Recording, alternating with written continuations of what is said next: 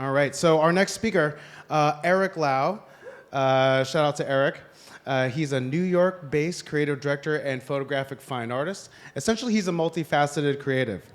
He is currently the creative director of Sparks and Honey, a culture consultancy firm which is part of Omnicom, and he's led the visual intelligence discipline and the creative department since 2018, overseeing all the client outputs, agency rebranding, and SaaS UI design.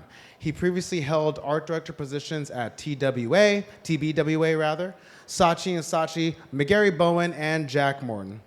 Eric is also an avid fine art photographer whose work has been featured in exhibits internationally in 30 shows in NYC, Hong Kong, Prague, Italy, and Taipei, including public showings at the World Trade Center in the years 2018, 19, 20, and 21 at the Oculus and Union Square.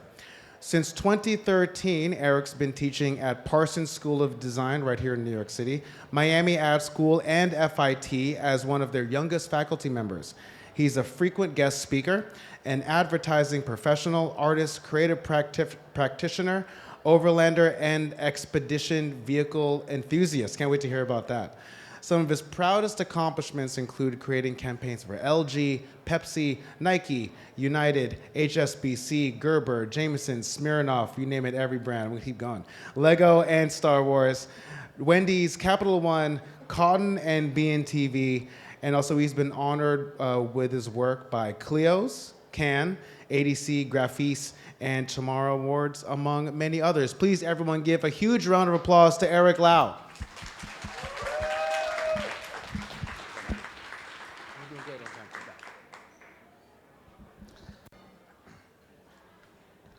Thank you.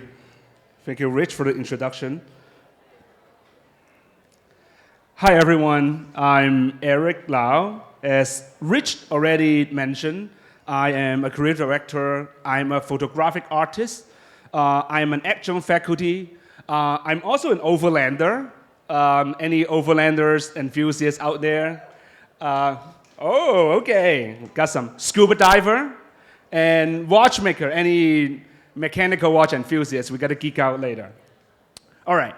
As a creative director, I have been fortunate to involve myself in some of the campaign that Rich has mentioned, including the Star Wars, Lego, Cartoon Network crossover. To date, it is still one of the largest Lego structure. And we have this moment that we're trying to hijack all the screen in Times Square, and the Lego X-Wing comes out from the box, and the kids get to sit on that for a minute and get to build one that they get to take away. Some other campaigns, including the United Air Fly the Friendly Sky campaign, one of the longest running campaign since their airline history. Here's a couple more shots. A few other campaign work, including the Jameson, Wendy's, and Smirnoff. It's always about alcohol. That's the pattern. One really fun campaign that I have done is this 24-hour runway show in Miami. And we did it 24 hours continuously. And if you're good at math, this is 1,440 models, 1 minute at a time. And you get to check out which outfit they are wearing, the 1,440 outfit. You can buy each of the item on the website. It is a logistical nightmare. These are some of the other clients, not going to dive into them. In the past 7 years, I have been working at Sparks and Honey, where we host daily cultural briefing, discussion like that. You all are welcome to join. We host this every Tuesday and Wednesday. Please come to me after if you're interested. We combine human and SaaS2, which is a platform that we call Q. The clicker is not working for a second. Okay, there we go. We combine human insight and data and guide Fortune 100 company on their strategic thinking. We build pretty complex data model, and we synthesize our finding into complex infographic or editorial report, and we talk about everything from the space industry, the marijuana industry, AI ethics, and we try to build a really platform that help brands to understand what is coming. And also other organizations such as World Economic Forum and Georgetown University. As an artist, as a street photographer, any street photographer in the house, yes, I see you. My work has been featured in over 30 shows around the world. This is one of the biggest digital shows, and we hijack all the screen in Manhattan. Over 250 locations for over a month. Our work is featured all over from the Columbus Circle to the West Village to Chelsea to Union Square. It was also featured in some public space, such as the World Trade Center. And my work was also featured on New York Times, the Shot on iPhone campaign, as I have sold all my gears after reading the book Marie Kondo. Some Marie Kondo lovers out there. And also the Today at Apple. So we have some collaborations. In 2018, my photograph, shot from an iPhone, was sold at the auction house Sotheby's in New York and awarded as the winning artist. And it is now in a collection of a prominent collector, a subway picture that I took with my iPhone 7. That's the picture right there. And in 2019, my picture won the first place of international competition of photography, and it was awarded at the New York Film Academy. Then it went on exhibition all around Europe afterwards. I also teach, as Rich mentioned a bit earlier, in Parsons, which is where I'm from. Any Parsons School of Design? Yes, I see you out there. And also New School people. Miami Art School, and also FIT, which I enjoy a lot. So all this sounds pretty glamorous, right? But there's only one catch. This is not my story. At least this is not my full story. So since you guys are going to stuck with me for another 12 minutes more, maybe 13, so please fasten the seatbelt and we will dive into how I get from where I am to here. So my story begins in the very humble public housing in Hong Kong. That's a picture I found on the internet. That's not me, but just to show you the vibe, right? That's the actual building, though, right? Just for your info. So this is me. That's an actual picture of me growing up in public housing. Fun fact: the restroom is actually located outside of your apartment. It's not inside your apartment, right? As a kid, I mean, I don't think there's anything wrong with it. I didn't find out restroom could be actually inside your apartment until later in my life. Like when I go to school, the restroom is also outside of the classroom, so it seems like it just makes perfect sense, right? This is my beloved grandma in the same house. Now she's 93, and since I'm young, I always wonder, what the heck do we do with our life, right? Like this is like I guess 4 years old, maybe 5 years, Eric wondering what the hell to do, right? At first, of course, your circles start with your family. So I try to seek out a question within my immediate family. So this is my kindergarten graduation. That's my dad, which loved me. So of course, like many Asian parents, like, grades are important, like, we're supposed to study hard and, be excel academically, right?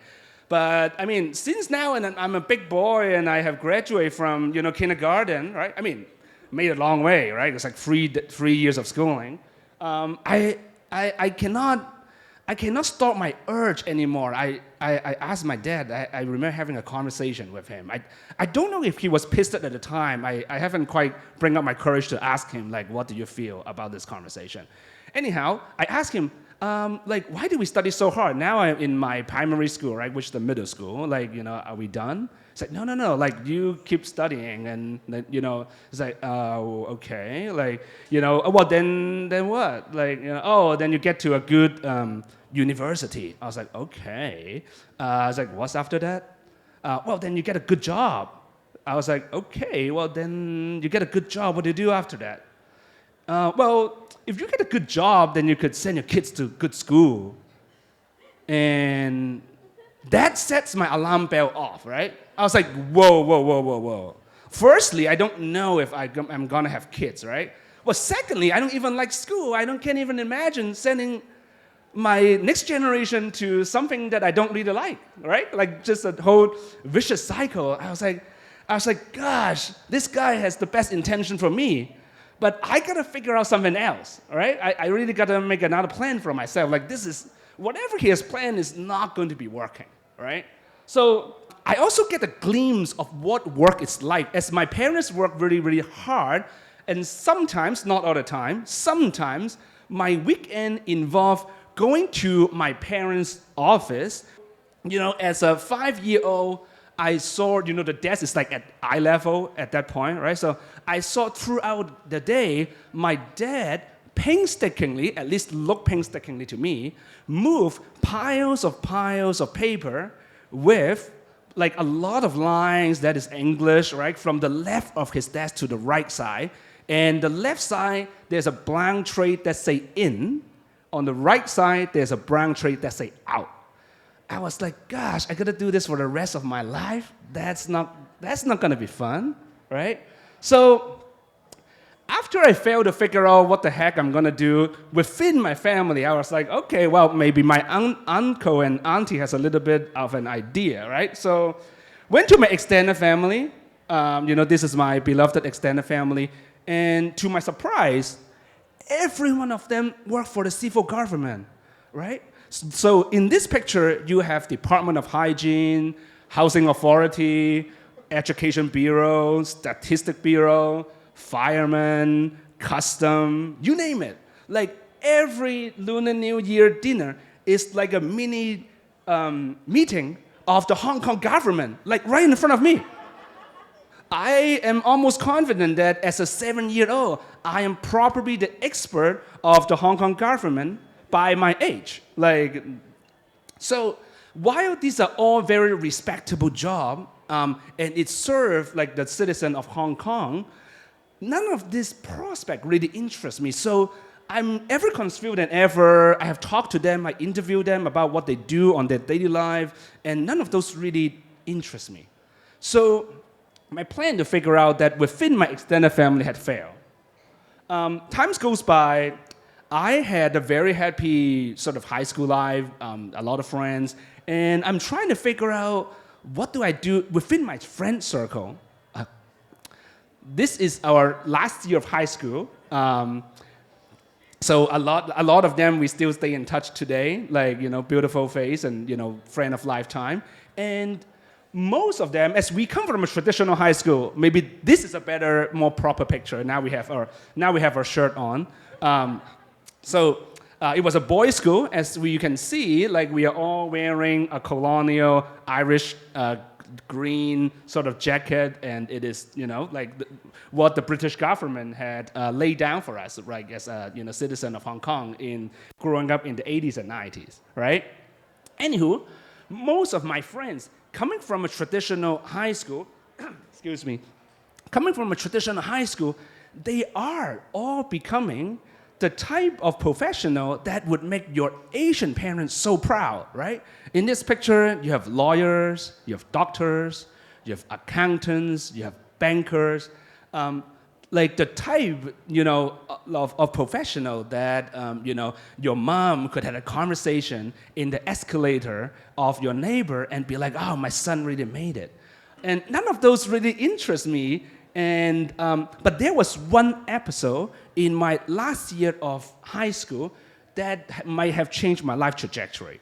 So one day we were having this moment and we need to design a poster for our Christmas party. One of our friends suggests, hey, why don't we have Eric do it? I wasn't really in a conversation, I was sitting on the side, and my other friend was like, Eric, really? It's an important event, So I overheard this. At first, the first second I was a little frustrated. I was like, damn, you aren't like confident in me? Like what? But I thought about it for a second, and I thought my friend is actually right. After all, I haven't really shown like I am competent as a design person. So as much as I'm confused about what my future lays, as much as I don't know, I set off the target, like whatever design opportunity, big or small, like whether you need a little membership card, you need a school newspaper, you need a little logo lockup, I jump onto it. And by the end of the semester, everyone knows if you need a design, you go to Eric. So, and I guess I have unintentionally thrown myself into a very vigorous preparation for my art school application, totally accidental. So fast forward, now that I got into Parsons, go to NYC, and I'm sitting among all my designer, creative friends, sitting among all my international group of friends, I feel so behind. And because what? In Hong Kong, you learn about, in high school, you learn about what is the color of the frame of potassium. How many layers is the cell there is in the cell membrane? You do not learn about anything about art, about liberal arts, really. Like it's all sort of scientific knowledge. So all of my friends seems to know so much. They know what is Helvetica. They know who is Monet. They know, like when the teacher mentioned Starry Night, they all like know about it. I was like, what is going on? So I feel so behind. I put in an extra hour. I studied really hard. One day, I even go to my favorite design firm with my aluminum portfolio, which I thought was super sleek at the time. Had no appointment and got my first internship. And as day goes by, I have worked through a lot of different clients, campaign, and agency. However, the idea of saying something for myself slowly emerged. Maybe I have already do some work for like clients that I like. Maybe I have do some, like we even win some awards that when I leave Hong Kong when I was 18 set out to.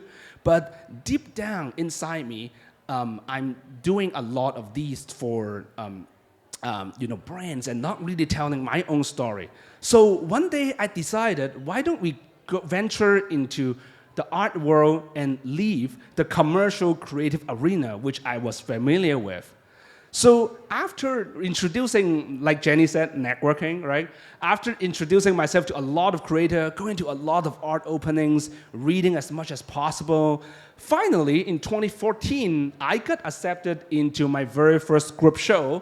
This is a group show in Williamsburg, and those were my pictures in the very first show. And since then, I had been active as an artist ever since. There was 2 more episodes I'm going to bring you through.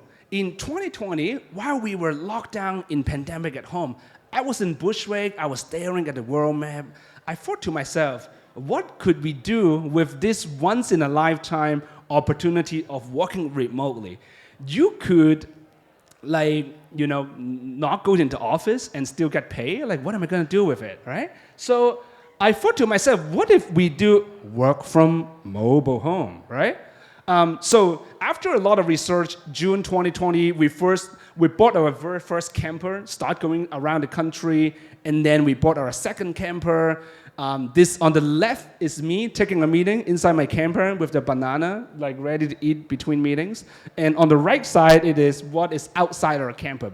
So we have worked remotely in a lot of beautiful places, and we have made hundreds of videos interviewing people on the road, trying to understand what they do from vehicle setting, how do they, what gears do they bring, so on and so forth, sharing our journey. We also share tips and tricks of living life on the road from, on the left, how do you set up stalling, to how do you wake up, or where do you park overnight? On the right side, it is the Death Valley National Park. And our videos combined over 1 million views, and we were invited to Overland Expo to share our journey, to fellow overlanders. In the same year, in 2020, I guess pandemic is really a time to explore a lot of different things. I started a watch company right at my backyard with two partners, one from Venezuela and other from North Carolina. I wish I have a garage so I can do it. I can start a company in a garage just like Steve Jobs, but the backyard is the deal. After countless hours of prototyping, like meeting, after 18 months, we finally get our first watch we designed from movement ground up to working. And this is us in July 2022 going to Geneva to pick up our first prototype, and we are over the moon. And this is how the watch looked like, and it is also the watch I'm wearing on my wrist today. As of last week, our watch was featured on Hodinkee, one of the most respected watch publications. So this is us trying to look nice and official. So the last thing I want to share is diving. Over the pandemic, when we work remote, we also spent like 3 months of diving in Honduras, where we become professional diver, going through advanced rescue and dive master, exploring the beautiful of the underwater world, swimming with dolphins and stingrays, and venturing, tiptoeing into underwater photography. So there we have it. If that little kid on the left growing up in public housing in a family of civil servants could be standing here sharing the creative journey with you today, I suggest you could probably do it too. There is no better time for us to connect as community, as individual, to be brave, to be colorful, to create, to acknowledge who we are, to embrace who we are, and break the stereotype. I think the time is now. If you want to follow along my journey, if you want to geek out on mechanical watch, if you want to talk about overlanding, if you want to talk about scuba diving, please stay in touch. If I could be helpful in my journey in terms of being a creative and an artist, please ping me a DM and let's connect. Thank you.